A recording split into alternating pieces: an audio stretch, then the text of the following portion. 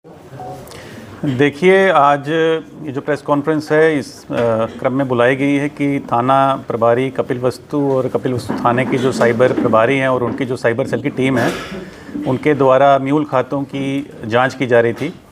इसी दौरान पता चला कि थाना क्षेत्र कपिलवस्तु में ही एक ऐसा म्यूल खाता है जिसमें लगभग 1 करोड़ 7 लाख रुपए की ट्रांजैक्शन हुई है।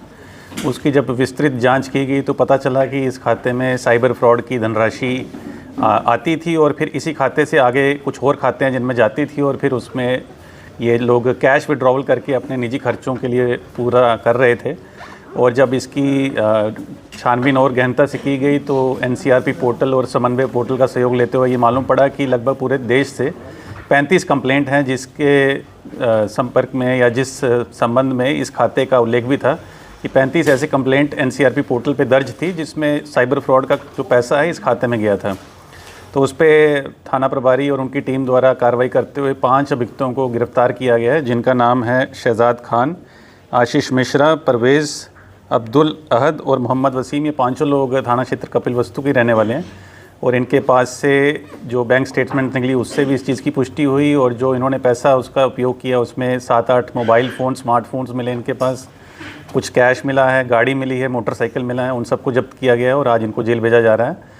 और जो थाने की टीम है उसको भी पुरस्कार मेरे द्वारा दिया जाएगा और आगे भी विवेचना में जो और चीज़ें निकल के आएंगी उस पर भी आगे कार्रवाई करते हुए एक साइबर फ्रॉड के चलते जो हमारे पुलिस महानिदेशक महोदय के द्वारा भी निर्देश दिए जा रहे हैं और एक हाई प्रायोरिटी क्राइम है और आजकल काफ़ी लोग इसके चंगुल में आ रहे हैं, उनको जागरूकता के साथ साथ जो साइबर अपराधी हैं उनके ऊपर भी शिकंजा कसने की हमारी मुहिम जारी रहेगी। सर, 1 करोड़ 7 लाख के सापेक्ष में और जो अमाउंट रिकवर हुआ केवल 98,000 हुआ है।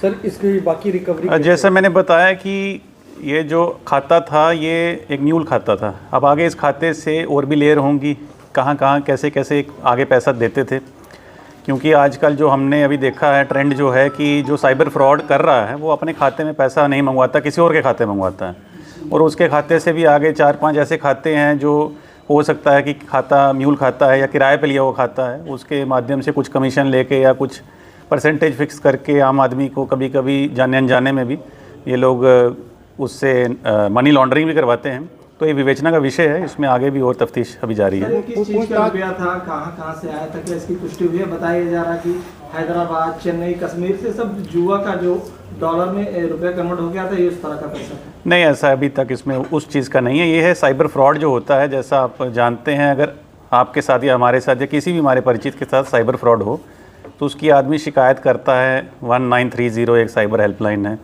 उसके बाद एनसीआरपी पोर्टल है एक भारत सरकार का जिसकी फुल फॉर्म है national cyber crime reporting portal. उस पोर्टल में आदमी बताता है कि मेरे साथ ये फ्रॉड हुआ, इतना पैसा मेरा चला गया और ये उसका विवरण था।